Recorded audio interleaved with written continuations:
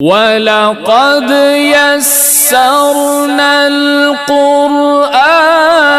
لِلذِّكْرِ فَهَلْ مِن مُدَّكِرٍ۔ فرمایا وَإِذَا حَكَمْتُمْ بَيْنَ النَّاسِ أَن تَحْكُمُوا بِالْعَدْلِ إِنَّ اللَّهَ نِعْمَ يَعِظُكُم بِهِ إِنَّ اللَّهَ كَانَ سَمِيعًا بَصِيرًا۔ اللہ حکم دیتا ہے جب تم فیصلے کرو، جب تمہارے پاس میزان آ جائے عدل کا، ترازو پکڑا دیا جائے، قلم پکڑا دیا جائے کہ فیصلہ لکھنا ہے، پھر کیا کرو؟ پھر عدل کے تقاضے پورے کرو۔ بغیر عدل کے تقاضے پورے کیے عدل قائم نہیں ہو سکتا، پھر اس کا خیال رکھو۔ اور پھر کوئی رشتہ داری، کوئی منصب، کوئی تعلق، کوئی واسطہ، کوئی راستہ درمیان میں حائل نہ ہو، پھر تم پورے انصاف کے ساتھ اور عدل کے ساتھ فیصلے کرو۔ اس لیے عدل کا تقاضا جو ہے، عدل کا پہلا تقاضا، عدل انصاف کا پہلا تقاضا یہ ہے کہ قانون پر عملداری یکساں ہونی چاہیے۔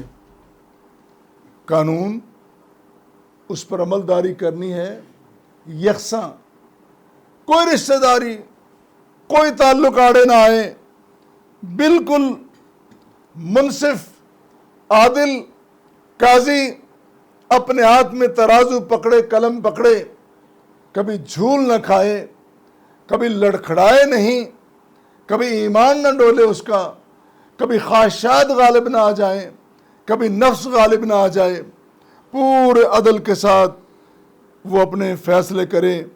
اور ان جو میں نے یہ باتیں گنوائی ہیں، یہ رشتے ناتے کبھی آڑے نہ آئیں اور کبھی دیوار نہ بنیں، اور بالکل عدل کے ساتھ اس کے فیصلے ہونے چاہیے، اس کا ہاتھ لڑکھڑانا نہیں چاہیے۔ اس لیے عدل اتنی بڑی بات ہے، اتنی بڑی ذمہ داری ہے، حدیث میں آتا ہے کہ ایک دن کا عدل 60 سال کی عبادت سے بہتر ہے۔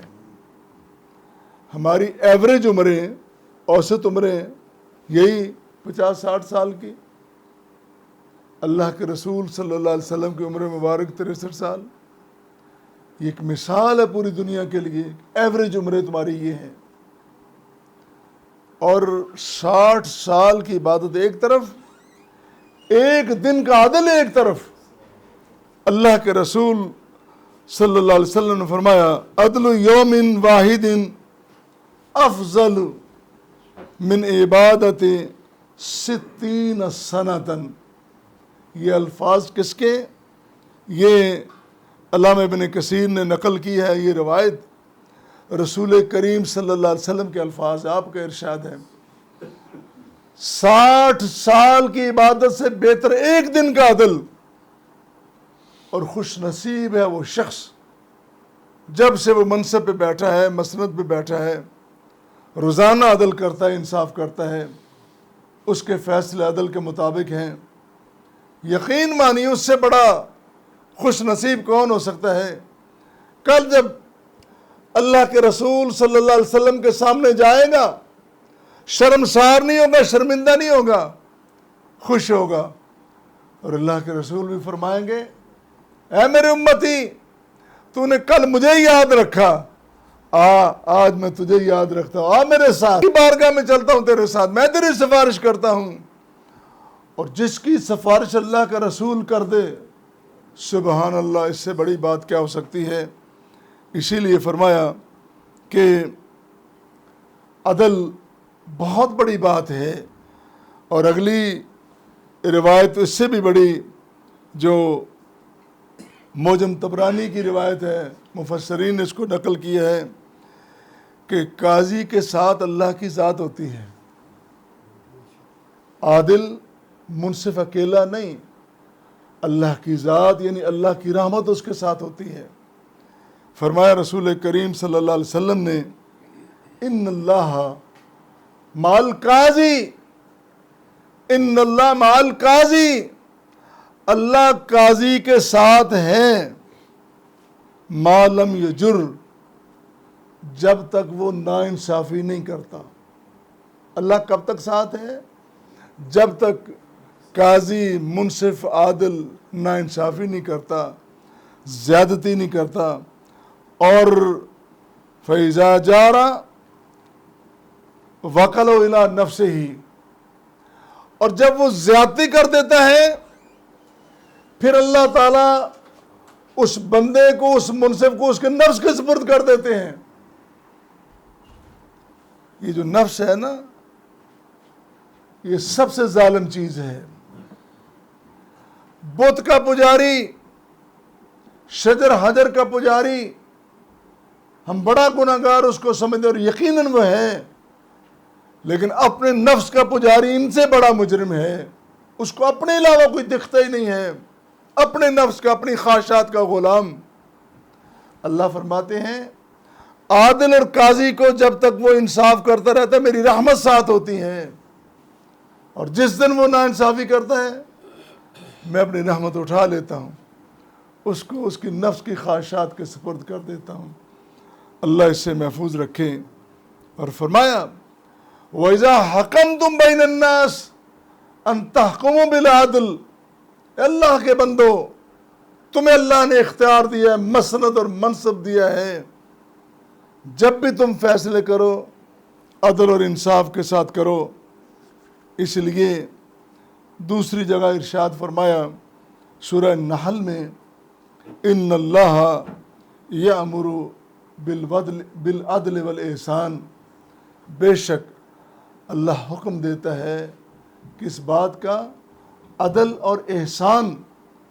عدل کافی نہیں، انصاف کافی نہیں، احسان، اس عدل میں احسان نظر آنا چاہیے، تعلقات میں احسان نظر آنا چاہیے، اس میں بہتری نظر آنی چاہیے، ایک خوبصورتی نظر آنی چاہیے، ایک حسن و جمال نظر آنا چاہیے۔ اللہ اللہ، دین سارے کا سارا بڑا خوبصورت ہے۔ اور فرمایا وَإِذَا قُلْتُمْ فَاعْدِلُوا وَلَوْ كَانَ ذَا قُرْبَىٰ، یہاں ایک اور بڑی خوبصورت بات آپ نے فرمائی، وَإِذَا قُلْتُمْ، جب بات کرو، فَاعْدِلُوا، عدل کرو، انصاف کرو یا گفتگو کرو، تمہارا کلام، تمہارا کام دونوں ہی عدل پہ مبنی ہونی چاہیے۔ وَلَوْ كَانَ ذَا قُرْبَىٰ، یہ نہ دیکھو کہ یہ میرا رشتہ دار ہے کہ غیر رشتہ دار ہے، ان تمام چیزوں کو ایک طرف رکھ دو اور اپنے منصب کے تقاضے پورے کرو۔ حضرت انس رضی اللہ تعالیٰ عنہ سے روایت ہے، فرمایا رسول کریم صلی اللہ علیہ وسلم نے لا تزال هذه الامة بخير ما اذا قالت صدقت واذا حکمت عدلت واذا استحرمت رحمت، یہ امت خیر پہ قائم رہے گی، یہ امت راہ راست پہ رہے گی۔ کب تلک؟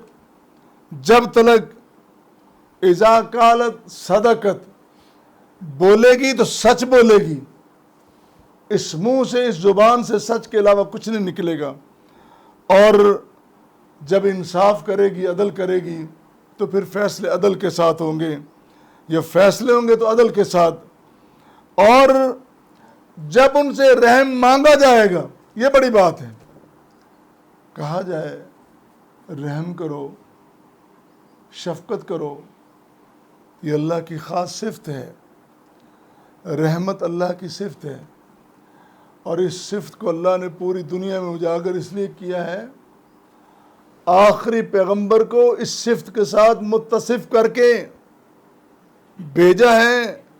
فرمایا وَمَا أَرْسَلْنَاكَ إِلَّا رَحْمَةً لِلْعَالَمِينَ، اے میرے رسول، ہم نے آپ کو مجسم رحمت بنایا، رحمتیں تقسیم کرتے رہیں، اپنے امتیوں میں بھی بانٹیں، اور امتیوں کو کہیں وہ بھی آگے رحمتیں بانٹتے رہیں، شفقتیں بانٹتے رہیں۔ معاشرے میں امن اور سلامتی کی فضا قائم ہونی چاہیے، تعلقات سارے کے سارے بہتر ہونی چاہیے۔